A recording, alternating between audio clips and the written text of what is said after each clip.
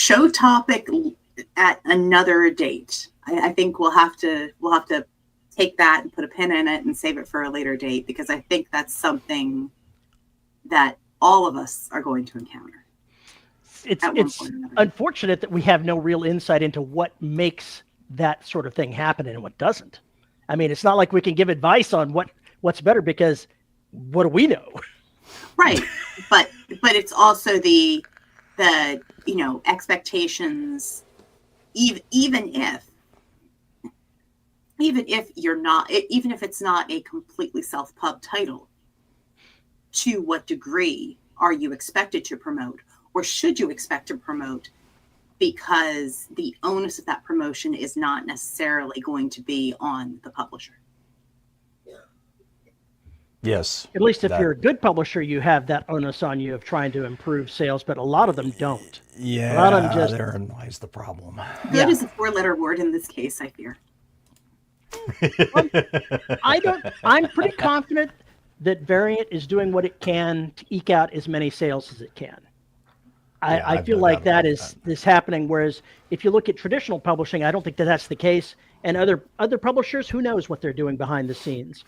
Even when you have a contractual agreement for certain amounts of advertising, it's all too often to hear that they don't do it, even though they're obligated to do it.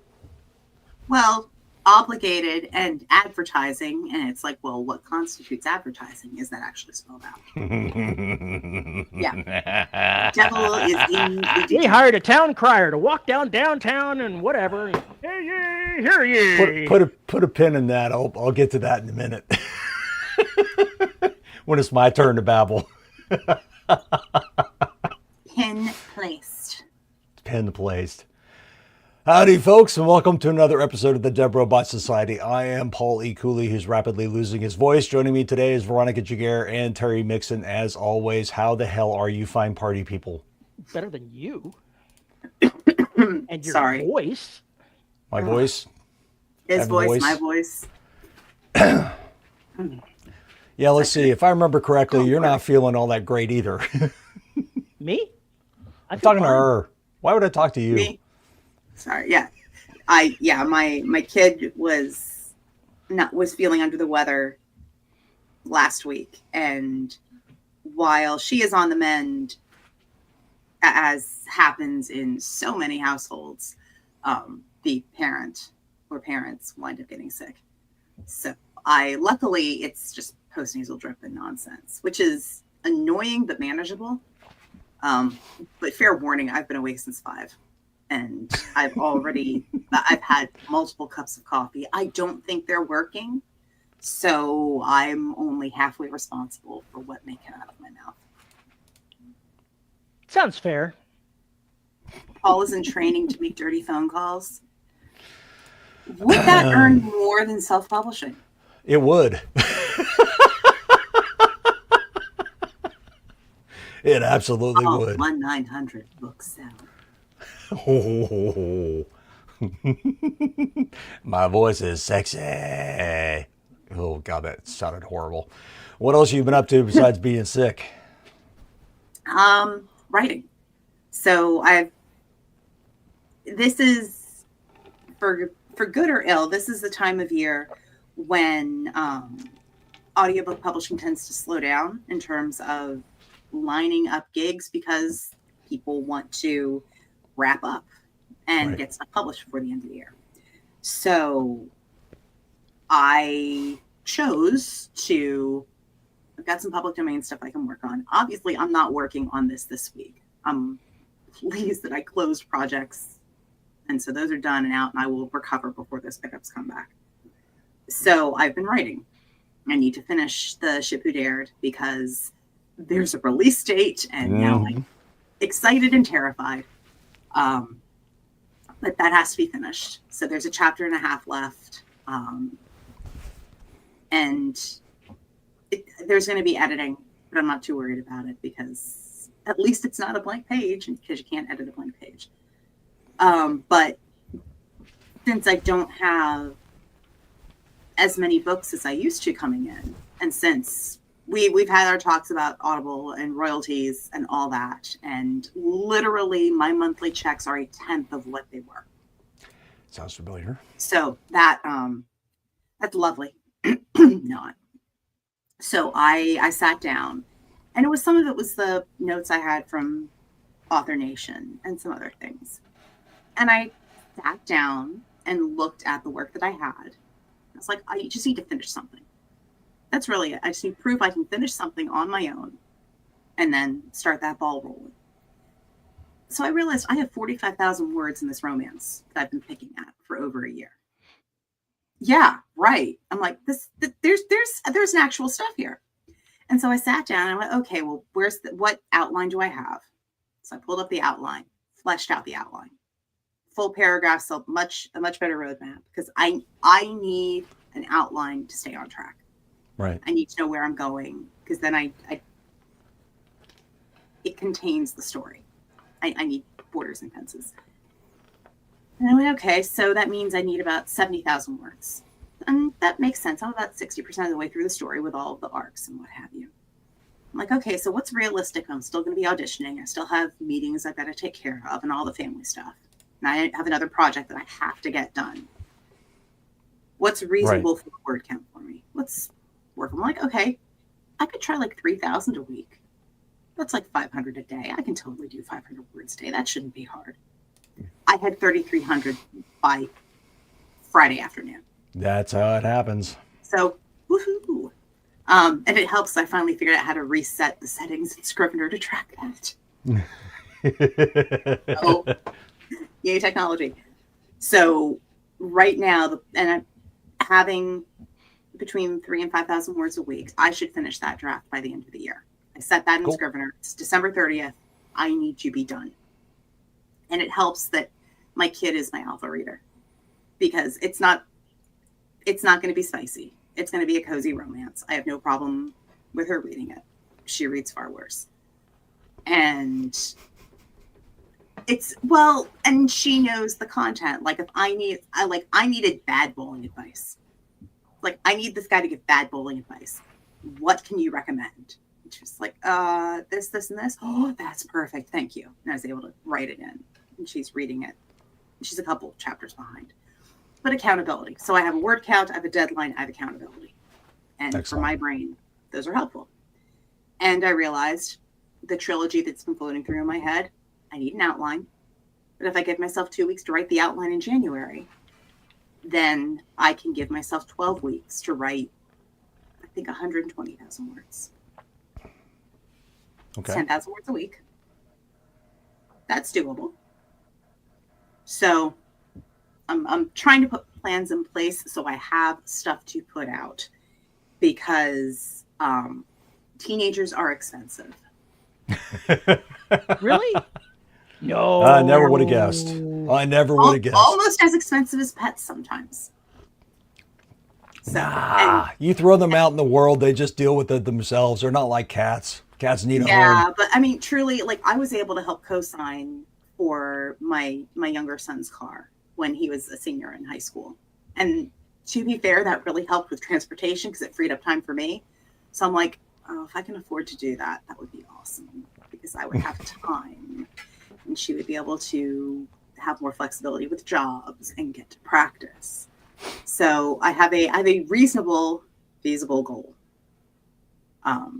So yeah, that's what I've been doing, and figuring out what to bake for Thanksgiving, because that's also my job. What about you, Terry? I've just been plugging away, writing, doing things. It's just been a normal week for me. What can I say? Trying to get things settled up for the end of the year. Going to have to take most of the remaining money out of my retirement savings account to finish paying off things. So I'm back to having no retirement. I'm part of the problem now in society. Then, yeah, that's the way it is. Oh my God. I will be a burden upon society. Well, you've been a burden to this show for years, so True. the society had it coming. You should probably apply to somebody to get some recompense for my, being such a burden. For your incompetence, we demand monies. That's right. You're owed. Have you been mislaid by Terry Mixon? You may be owed money. You may be entitled to compensation. You may be entitled to compensation. That sounds messy. That sounds really messy. My brain Let's hurts. see. I have been, besides looking at chat and the insanity going on there, I've been writing. I've been taking care of Dash. I think I found the place where Medusa Zone Part 2 should actually start. Knowing where a So- book starts is pretty important. Well, the book never starts where you think it starts. It always starts where I think it needs to start. Well, the story itself may have had things happen before to make it drive. In other words, characters may have experienced something before the book actually begins. Therefore, in a way, that's where the story actually starts. But where does the narrative start is the trick. Word Two one. different things. So hopeless. In other words, what's the jumping off event and those kinds of things? And I think basically I found that. I've got 15,000 words of what I find interesting, but I think will bore the reader to tears. So I'll have to change that, which I'm not really too worried about. But now that I'm where I need to be, I think I can probably storm through this thing pretty fast, especially considering what I set up. So we'll see. Dash still takes a lot of my time. I'm spending some time going through Oceania one more time before I create a manuscript for it in hopes of a cover. I still don't know what I'm going to do about a cover or covers. That's still kind of in the pipeline. I'm waiting to hear back from some folks, but haven't yet. And I think the fact that I haven't heard from them doesn't bode well. But another thing that happened was, this is really interesting. I got a come on email and it did not go to spam. Now, do I have the original email or did I put it in spam? Oh, I may have deleted it. That's not good. That's not good. Okay, so, here we go. Here we go. Now, here's what I got in the mail. This is from Angela Lecture Expert. Sounds important. Your novel Kill Shelter is a chilling, masterfully constructed thriller that plunges readers into the unforgiving isolation of Antarctica while exploring the darkest corners of human fear and survival. From the first page, the tension is relentless and the stakes are as vast and merciless as the frozen wasteland that becomes both settling and antagonistic. Now, if I wanted someone to... Never mind, I'm not going in that direction. If I wanted my ego stroked, I would pay somebody. If in case this sounds weird, plug this into an AI checker. I dare you. I dare you. And it gets better. What makes this work so compelling is the way it balances psychological suspense with visceral horror. True enough. I'm good at it. Research team's journey, blah, blah, blah, blah.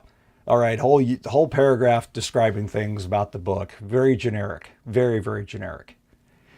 And then she goes on and lists out her services for promotion. So I looked at all this and I thought, this is interesting. She has a Gmail email address and no website.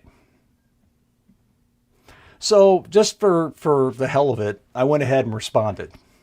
And I said, Kill Shelter is with another publisher, but why don't you take a look at the black? Tell me what you think of that. Comes back without having read it or anything else. Comes back with the same bullshit. And then stroking my ego about how great my brand is and all this. If my brand is so great and everything else, why do I need you? So anyway, I finally asked her, do you have a website? And she said, yeah, oh yeah, check me out, check us out here. I did. Notice how I'm not really over the moon. What? It is very, very generic. Has a lot of folks with bullshit. It's basically stock photos. It's pretty bad. I know who this is and why the fuck to stay away from them. It's a scam. Boundless Book Promotion. There's a billion of them out there. It's There becoming are a much more ton. common. Oh, but this one was so much fun to get my ego stroked by. It was redonkulous. And like half this shit is coming out of ChatGPT. It's fucking crazy. I had a similar thing happen to a short story that I thought I had unpublished. We're talking like it is old, like Parsec finalist old, Right. in terms. And I was like, wait a second, hang on. but yeah, and you entertain a bit of it, but then they're like, oh yeah, it'll cost you so much to do this, and it's like, Yep. no. No.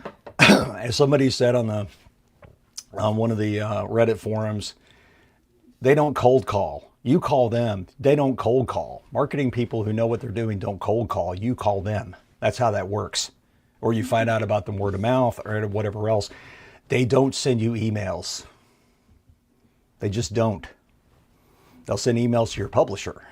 They will not send emails to you. Anyway, that's my 2 cents on that. But I thought that was hilarious because I had to bite. I had to bite. It didn't come through spam. I had to take a look. And after I looked at everything, I went silent on her. So now I'm getting an email every day that's going to spam. So anyway, there's nothing wrong with trolling the scammers. So what was the other thing I was going to mention? That's the big one, I think. Oh, my voice is trashed because I was at the Bills-Texans game on Thursday night, and I was helping out the defense and celebrating because Josh Allen ate the turf 8 times.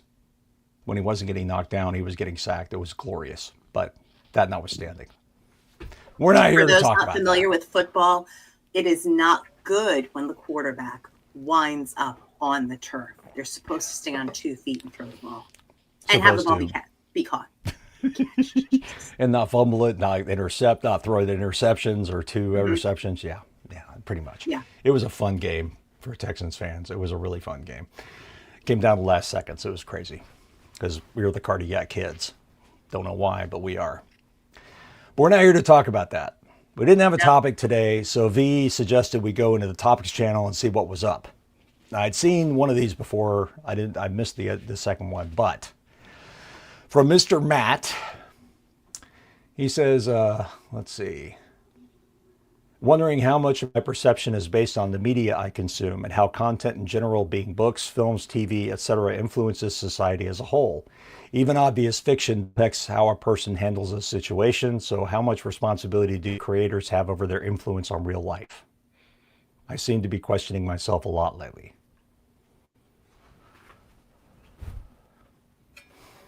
Don't everybody talk at once. I'm not sure how much influence we have over anything, really. Really? I disagree. Oh my God, do I disagree? I'll give you a perfect example. Dan Brown's Da Vinci Code and Angels and Demons. There's a bunch of stuff in there about Templar Knights and all sorts of other garbage that never really fucking happened. It's basically he's taken some of the myths and he's made them into, here's the concrete, here's how it could be concrete, etc. ad infinitum. People believe that's what happened. Cue the 20,000 books all saying Dan Brown's a big liar and this is not the way it is and blah, blah, blah. And there's no Christ children or anything like that. And this is terrible and it's heresy and yada, yada, yada, yada. But that's influence. That's influence when you get people to believe that you've taken history or showing them a history that didn't exist, because it doesn't. It doesn't exist. It's a myth. And a lot of fiction is that. But people believe what they want to believe. There's a difference between what I said and Dan Brown. Me, I don't believe I have that kind of influence, like I said. Whereas Dan Brown very well does. But you understand my point. I do, but it really depends on the audience you have. Influence depends on your reach. And if you are like most authors, you have very little reach. And it's a limited reach. And so how much influence you have over that is muted compared to the megastars, because you don't have Dan Brown's audience or James Patterson's audience. Sure. But at the same time, that doesn't mean that you aren't influencing people who read your stuff. True. Now, we're not talking about global influence. We could be talking about just influencing one person.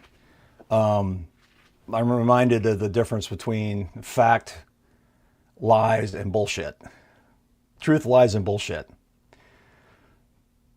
You assume the Parsec Award has to be an SF award. Actually, it wasn't necessarily SF. It was a award given to the best podcast, fiction, and etc. that was going on. So they were there for quite a while, and I won 2 of them. Last 2, actually. I think you're showing your age, Paul. I am.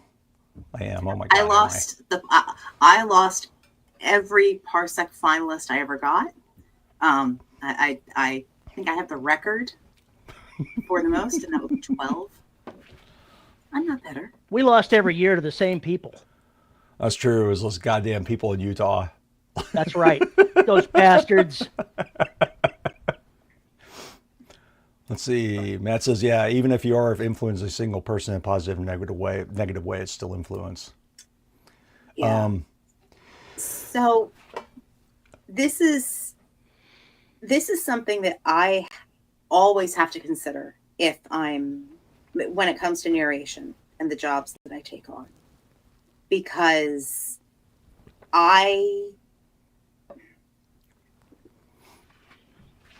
while I recognize the line between fiction and fact, yes, Paul has 2. There is something to be said for not wanting to elevate or amplify a harmful influence. Yeah. I will not narrate anything that is racist, transphobic, sexist, anti-Semitic. I have turned down jobs. I have taken jobs, read through things, realized, holy shit, this is not something that I want to help put out further into the world, and returned 4-figure deposits. Yeah. Because it doesn't sit well with me, and I don't want to put, what's the word?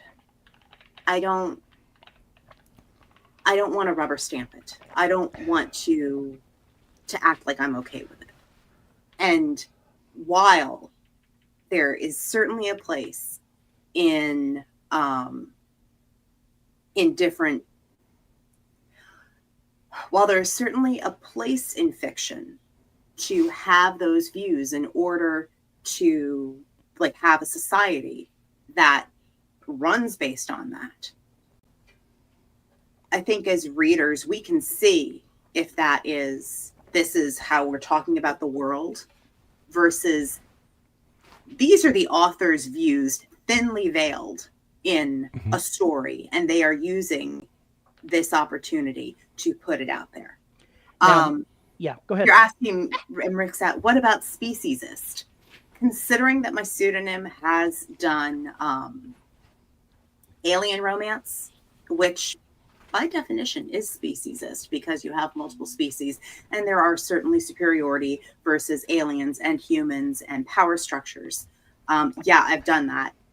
And again, it is part of the trope. It is part of the story. The plot rests on it. But the fact that aliens aren't real, that kind of glosses over a little bit. And when people are, at least the stuff that I've done, when people are portraying the aliens, it is not a thinly veiled suggestion that the alien species is a replacement for colonialism or racism. Right. I know that one thing to put in there is there's a difference between a story that advocates certain points of view and one where they're portrayed by a villainous influence, because characters can advocate positions that we disagree with. Absolutely. But as long as the story is clear that they are not advocating it and that is a opposing point of view, it's okay to have those in the story. Mm-hmm. Yeah,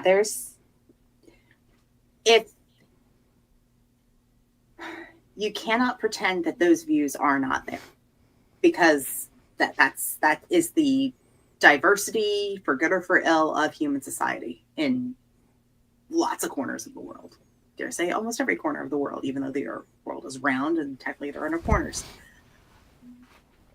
So you want to have those microcosms, but there's a reason why in the sequel of Chronicle, the space Nazis are bad. Just they are the bad guys. Do they think they're the good guys? Of course. A good villain always thinks that they're right. And, they believe that what they're doing is absolutely perfect. Sure. But, let's. Yeah. With Canvas and Mama, I felt like I needed to take a very, very long shower after I finished them, because I crawled around in people's minds that are just fucking broken. One of them was a serial killer who had serious issues with misogyny, racism, and the whole 9 yards. And we get to find out how he got that way by him talking to his mother. And in Canvas is somebody having a very fucked up vision of art. And that killing is the killing is immaterial. It's what you do with the bodies afterward that matters. So you can crawl into those spaces and not be advocating it. Scarily enough, there were probably some people who are reading that going, oh, somebody finally gets me. But that wasn't really the point. The point was to dive into the fact that these are normal people who function in society, and behind the scenes, they're doing some really awful, horrible shit. Because that's life. That's just life. But for, 15 to 30 minutes, I get inside that person's head and explain to you exactly why they are the way they are without them having to say it, which is the important bit, to me anyway. And I really enjoyed crawling into those spaces because they're so antithetical to who I am and what I'm about. But those stories have to exist, I think, because they basically are reflecting human beings, period, in the story. If you want to look at an interesting production that undoubtedly could not take place today, look back at All in the Family and Archie Bunker. He was not the protagonist of that story. He was not the protagonist of that story. And he displayed all of the really bad things that we're talking about. And he was the foil. He was the foil. He wasn't the protagonist. No, he was the foil. He was the foil. And that, I think that's the important bit right there, is the fact that you did have that character there, and they do represent something, and they can be funny at times. Their behavior can be ridiculous, and the way they react to things can be just insane. And that's part of, basically making it so that is that foil, that is that person who's standing in to take that role. And I'm sorry, V, I cut you off. I was, one of the things that came to mind with this discussion, and it comes up a lot in the romance sphere, is dark romance. And we're talking, because you mentioned misogyny as one of the things. Well, there's a lot of dark romance where you have very violent situations, situations involving dubious consent, and you still wind up with, oh, but everything's okay in the end. And and a lot of it glosses over just how emotionally and physically and relationshiply harmful that behavior in real life is. Yeah. And so it's a case of being mindful. Sure, that behavior's there, but being clear that this is romance is fantasy. It's contemporary fantasy. I will hold to that. That this is not a real situation. And this is, while this is fun to read, this is not an example of a healthy relationship, everyone. And there have been some, if you're not familiar, Colleen Hoover. Read about Colleen Hoover. and some of her recent work, my daughter will not read her stuff. Oh, really? Absolutely no. Oh my gosh, you want to see a ginger teenager just go off on a scree? Kind of like her mother. She's like, no, that's awful. It's unhealthy. I don't know why people are making light of that. That is not cool. And she'll go read hockey romance. Okay, I need to interrupt this and talk at that here for a minute there. Oh, go for it. Yes, what you're saying is correct, that science is science, but when you're dealing with what one side or the other deals with as a hot topic, a red button issue there, I would prefer you not get overly excited in chat because we don't want this devolving into a fist fight. Okay? Keep it civil. Let's not get into an argument. Children, behave yourselves. Boys, don't make me turn this podcast around.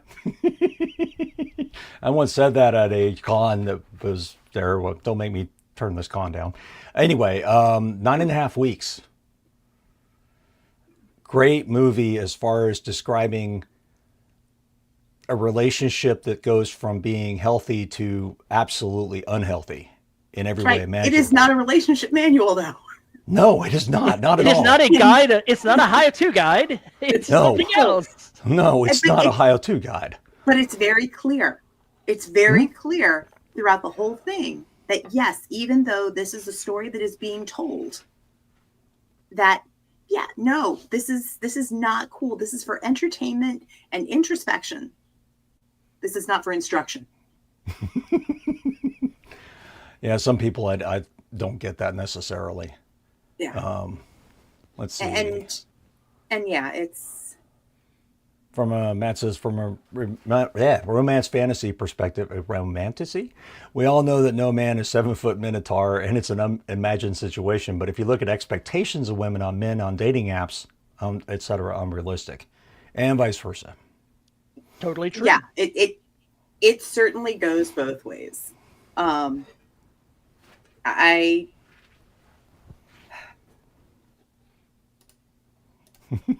Since when is fiction for instruction? Well, one of the authors that I know wrote how will I put this? An edgy political sort of thing that involved someone doing bad things and the fallout of that. I'm not going to name any names, but he had trouble finding anyone that would even review it. And that says it because you wrote a how-to manual on how to do all these bad things. You didn't write a fiction story. This is a how-to manual. This is the Anarchist Cookbook with some narrative around it. Exactly. So and I was like, hold up now, Sporto. Oh my God. Yes. Yeah, let's not do that. But I guess so. I'm gonna grab this wacky road trip and take it off the back roads and try to get back on the interstate. So positive influence. It's good look for positive influence. There are cases of where you have popular authors and ideas and concepts that get mainstreamed. Mm-hmm. Star Trek.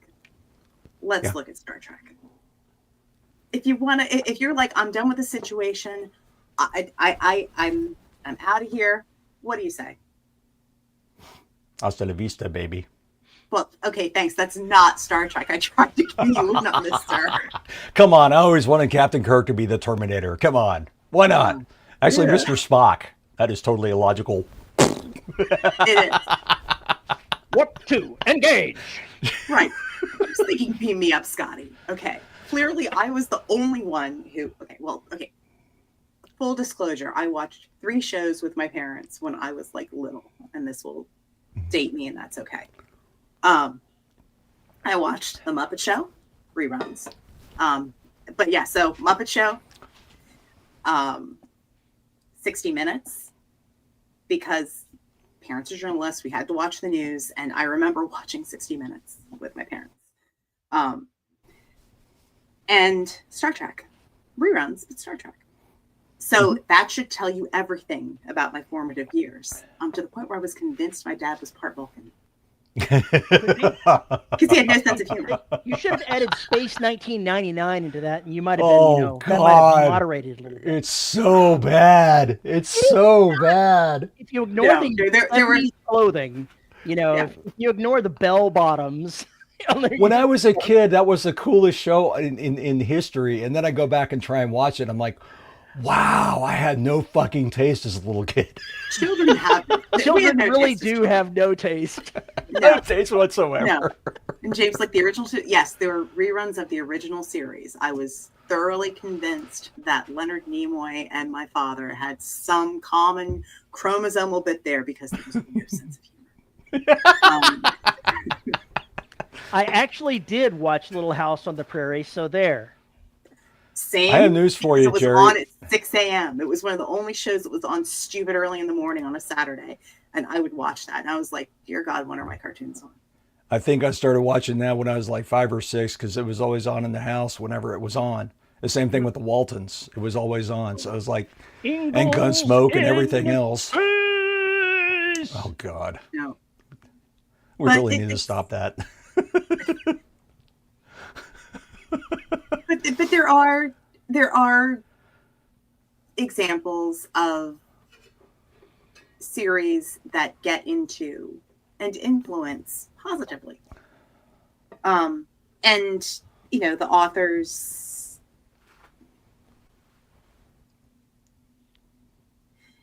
the authors may or may not have intended it, because I think you also get into like the whole literary class. Well, the author intended this and this and this. Like, no, they said the sky was blue. Leave it at that. I also watched this one. Yeah, this is the Waltons. Mm-hmm. Matt Wallace lampoons the shit out of that in one of his books. I can't remember the name of the series, but I think it's in the first book or the second or the third. He always starts it out the same thing about the sky being blue. And at one point he gets frustrated as the narrator and says, all right, the sky was fucking blue, okay? It just moves on. It's something like that. It was so goddamn funny when I read it. I keep thinking about that over and over again. Having studied literature in college, this was one of the biggest things that we did, was basically try and figure out if there was something the author was trying to do or trying to say versus the sky was blue. Mm-hmm. In a literary criticism, which was in fiction, was one of the best classes I ever took, because we dissected works like Frankenstein, for instance, and then part of the class was you had to go pick 5 schools of criticism and critique the same novel in each one of them. So you had to put your mindset into Marxist. You had to put your mindset in where I went feminism, Marxist. God, I'm trying to remember the other ones.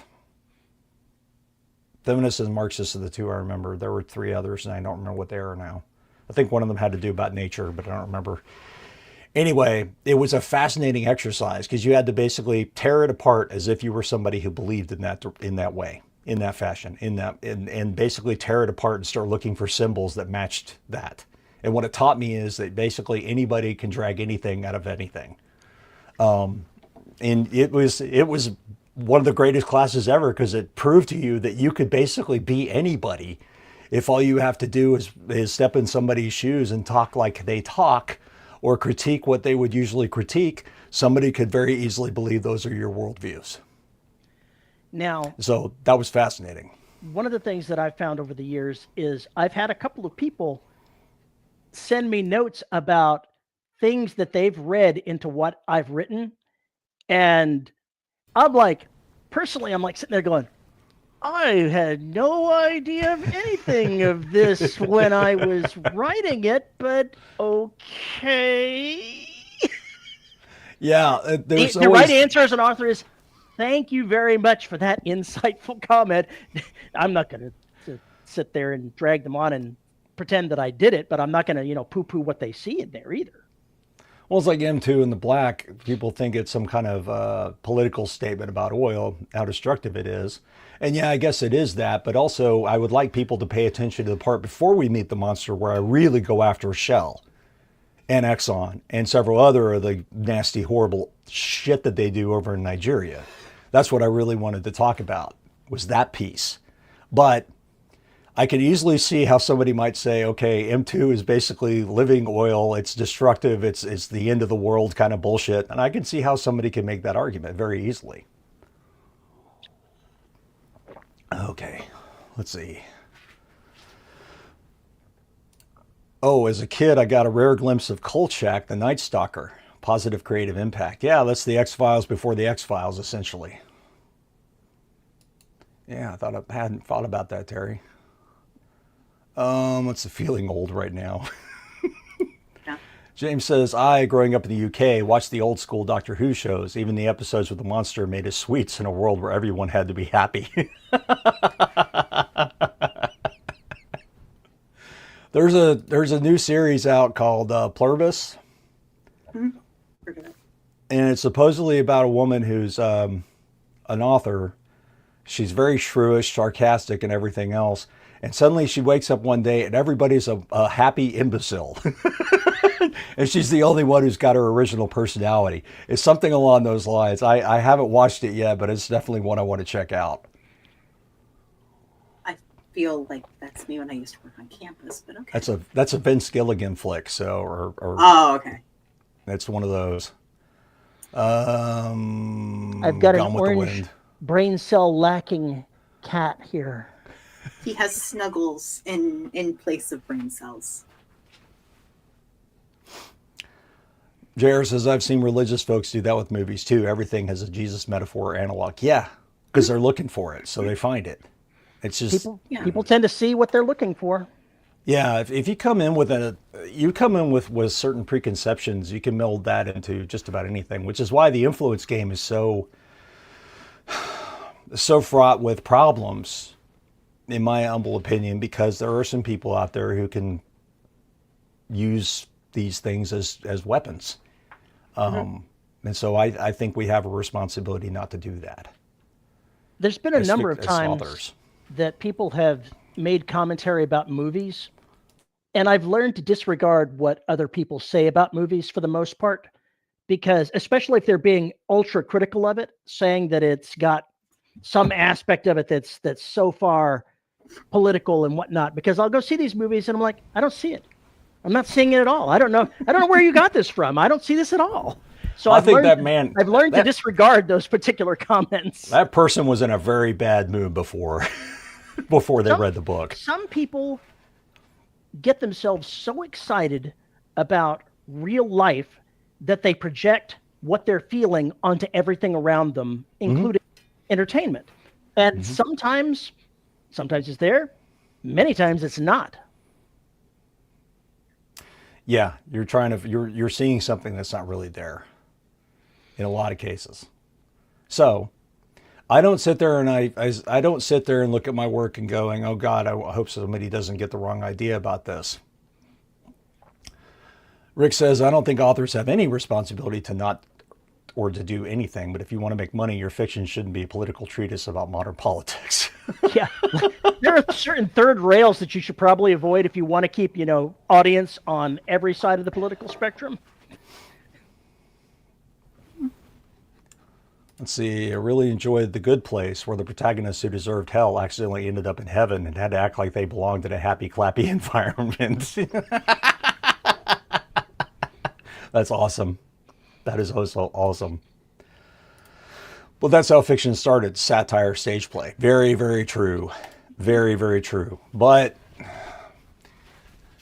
back when stage plays were going on, that was the only form of entertainment that there was. Besides, beating the chickens or your children with a stick. There really wasn't much entertainment going on. And the satires, a lot of them, especially Shakespeare stuff, they're satirizing. If you look at it, he never satirizes British. All those stories take place somewhere else. They take place in Italy, they take place in France, they take place in all these different areas that are not England. Because he can satirize the French all he wants to, even if he's talking about the Crown of England. As long as he does it right, everybody knows there's a double entendre there. And that this actually stands for something else. That worked. That worked very well. So beating your chickens with a stick, is that kind of like a metaphor? No, it's something I pull out of my ass. Chickens? What do you mean by chickens? Now, What do you mean by I think the author What do you really mean was by beating? meaning instead of chickens, we need to transpose that with something else, and that's what the author really meant. That's right. The chicken is the literary. What is the literary significance of the chicken? There isn't. What the hell? Okay. Stage plays are still going on. Yes, they are. They I go are to the indeed. theater as often as I can. And a lot of the time it's just entertainment. A lot of the time it's just entertainment, and that depends on the play. And what I was going to say earlier is the fact that the rise of genre fiction is escapism. So escapism only exists, I don't think escapism has existed as long as you probably think it has, in the form that we are aware of it. Because all those stage plays and everything else in the 1700s and 1500s were all based on reality. There was, fantasies slipped in, like A Midsummer's Night's Dream, things like that. But a lot of the stage plays like Volpone didn't have any of those accoutrements. They didn't have any of that dressing or facade. So they were more, it was still escapism, but it was escapism that was very grounded. Even the satires and everything else, in my humble opinion, are grounded. It's a very, very different world than the one we live in. Were there people there making those kinds of plays, absurdist plays and everything else back then? Sure. We probably don't know many of them because their work was lost to history. Just like, If we could have time travel to go back and watch the people Shakespeare was competing against, I think would be truly entertaining. Ben Jonson was one of them. He didn't live very long, but he was a Shakespeare's competitor and contemporary, and they apparently had a hell of a good relationship. But their plays were often against one another, and they would talk shit to each other all the time. It's just, and it. Do what now? I have a musical for that. I will put it in the live channel. It's great. Oh, okay. Let's see. Your memory is Brie. Let's see. Talking about bad spoilers, I think the best way to ruin Star Wars for someone is getting them to start at episode 1 rather than in the release order. I think you are absolutely correct. Wait, there's an episode 1 through 3? Huh. There can be more than 7 through 9? Huh. Rick says, wasn't Ben Jonson an Olympic sprinter? Yes, but there are more than one Ben Jonson through history. Early modern English. That's for that. what he wants you to believe. He's actually an immortal. Christopher Marlowe. Yes, that's another good one. For some reason, he always escapes my mind. I don't know why. Regardless, this has been going on time out of mind about having influence and everything else that you write.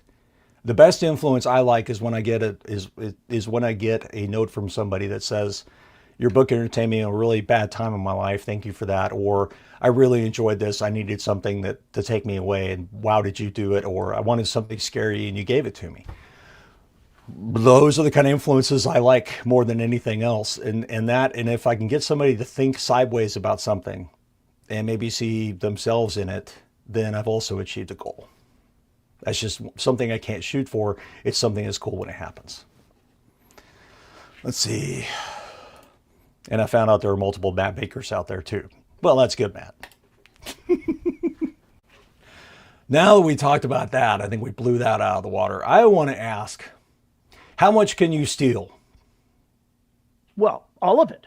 Every single last bit. Do you have a bag of holding or do you not?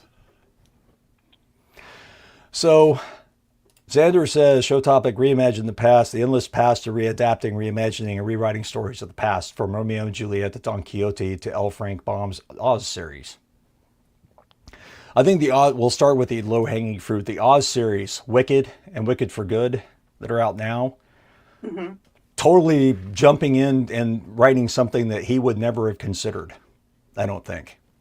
So it's basically taking the old stuff and repackaging it completely and ignoring some of the canon. At least to my knowledge, I haven't seen either. So I'm guessing. So the author who wrote Wicked is Gregory Maguire, and he's done this a couple times. He's written he's written books where he goes and creates and reimagines backstory, and then like the story from that character's perspective, Right. For the Wicked Witch. So for Elphaba, whose name comes from the letters LFB for L. Frank Baum. That's where the name comes from. So he took that. Well, what was her story like? How did she come about? And he has a couple books based on her life and then her supposed family. He's done that for, I think, one of Cinderella's stepsisters. Other series, and it's the grabbing something and then, like you said, springboarding off of it, and then so you've got that springboard, and then from there it went to the musical, and then you have the movie. So it's like that's 3 jumps from your original source material. 4 jumps. 4 jumps. Regardless, you're bouncing. It's a weird bounce, because once you got to the musical, which the movies are then based off of, the musical itself not only pulled from the Wicked books, but they also pulled from the original Wizard of Oz and the conventions there. The books, not the and movies. Then they also pulled from the Wizard of Oz movie, because there are marked differences between the Wizard of Oz book and the Wizard of Oz movie.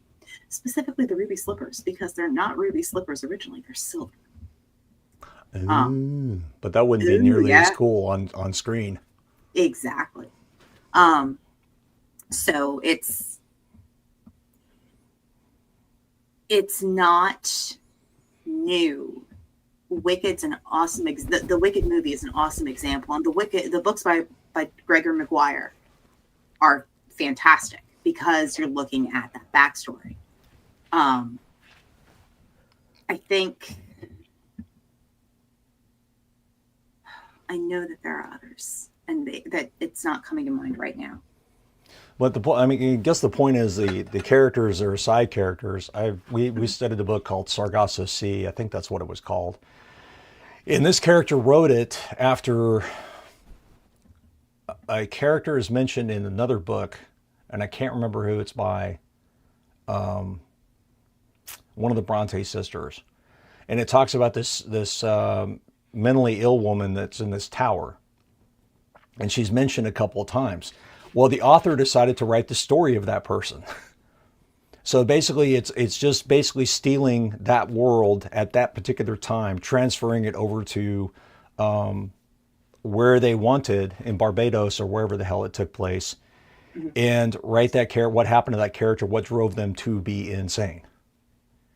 And it's interesting to look at that from a literature perspective, because you're talking about how much stuff can we steal without people getting pissed.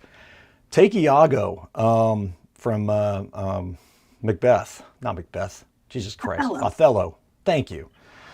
Othello has been remade a dozen times, called Othello or whatever else. But you know what? It's also been done. It's also been completely repurposed into plots of sci-fi, for plots of war movies, for plots of just about damn near anything, where you've got an evil little toad who's whispering into the important person's, the protagonist's ear, and slowly driving them insane by presenting them with all this gossip and everything else, or basically to somehow neuter their power. And I'll give you a perfect example of that. What's the show with that was big time? Oh, Game of Cards, or not Game of Thrones, House of Cards. Thank you. House of Cards. You're seeing the story from Iago's perspective. Yeah, I was about to say that works on both, strangely enough. Yes, and it basically is just stealing Othello and turning it and mainlining it. But the first season was all about stabbing the president in the back. Or stabbing everybody in the back so he could become vice president. Second season is stabbing the president in the back, essentially. So you can take all those little plot elements into the large story, but you can also you could also make that story about a lover again, very easily, and file off all the serial numbers and nobody would care. Nobody would care as long as you make it yours. Matt says, I suppose it depends on where you want to draw the lines. Orcs and elves, I bet you didn't think of them. Lightsabers, where do you stop? Space Marines, the hero story, what classifies a work as new? So those are two different things. Publication date. Yeah, publication date's the main thing. Orcs and elves, we're good. That was Tolkien, popularized that.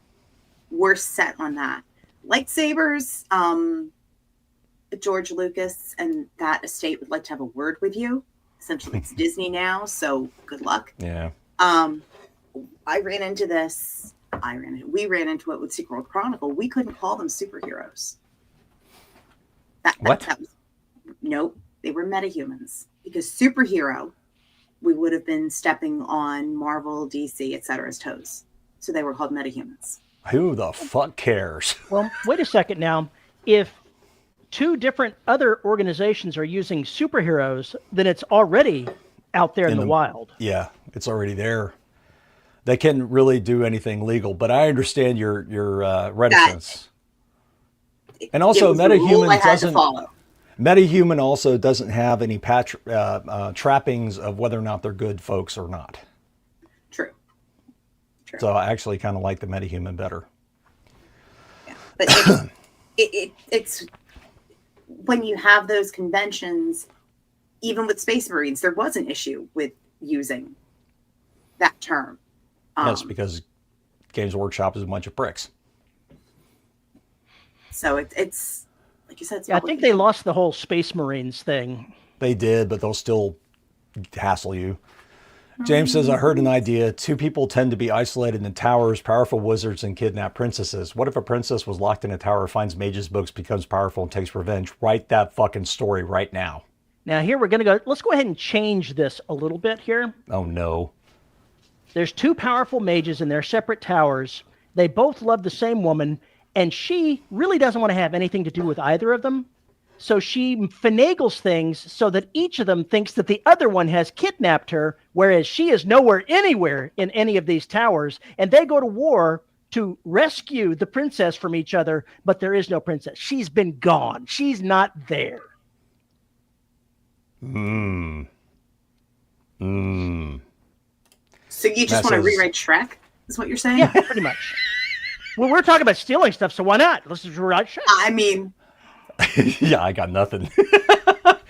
Matt says, who the fuck cares? Whoever holds the purse strings. It's like if you think nobody cares if you live or die, try missing a couple of car mortgage payments. Yeah, I hear you. I hear you, bro. She's gay.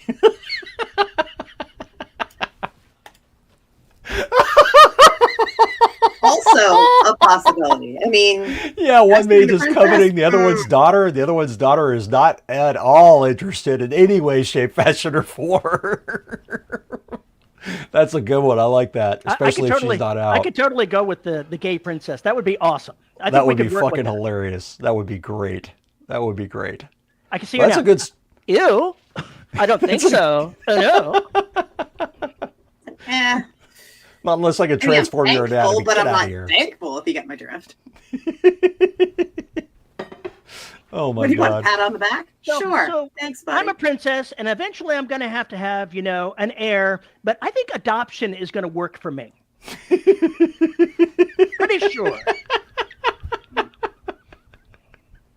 The gay princess has to fake her own pregnancy because she has to produce an heir. So she's faking her pregnancy and trying to find a baby somewhere.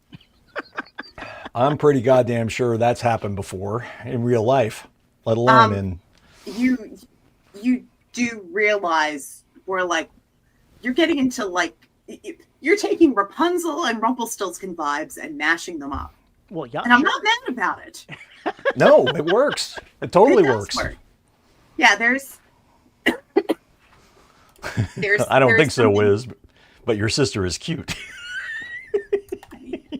There is something to be said for going back and looking at older fairy tales. I mean, okay, again, I know I come up with but in romance, but in romance, one of the biggest things is to take these fairy tales and retell them with a paranormal aspect or to put them in a slightly new world.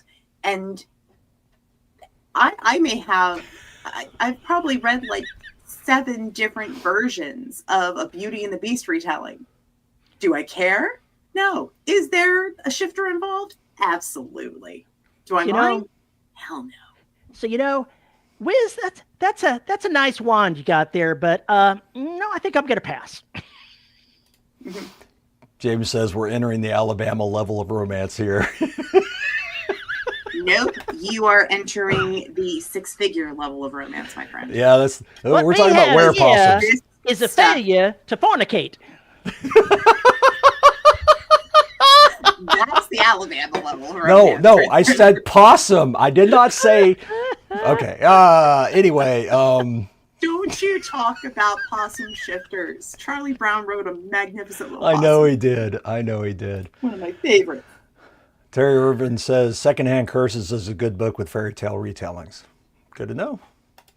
Warm hand Luke. Okay. That's it. This shit's over. That's it. We're turning this podcast around.